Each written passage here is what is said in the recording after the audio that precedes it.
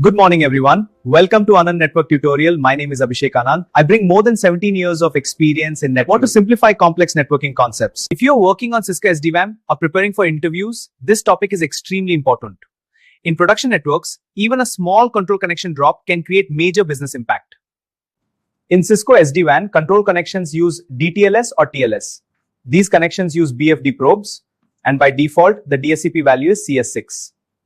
Here is our SD-WAN architecture. Data from the C edge flows through the ISP cloud to our controllers. The controllers vBond, vSmart, and vManage manage the fabric. If BFD detects 3 missed packets, the tunnel goes down. Let us first understand the design. At the branch office, we have a C edge router.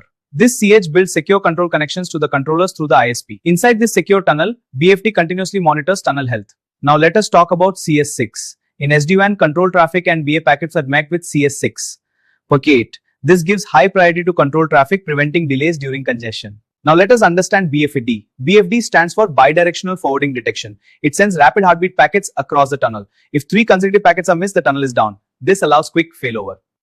In interviews, you may ask, why is CS6 important in SD-WAN? Because Cisco SD-WAN control connections use DSCP CS6 for priority handling. So today we learned, control connection uses DTLS or TLS. BFD monitors tunnel health. Default DSCP value is CS6, and ISP must prioritize this traffic. If this session helped you understand SD-WAN tunnel flapping clearly, please like the video, subscribe to Anand Network Tutorial, and comment your questions below. See you in the next advanced session.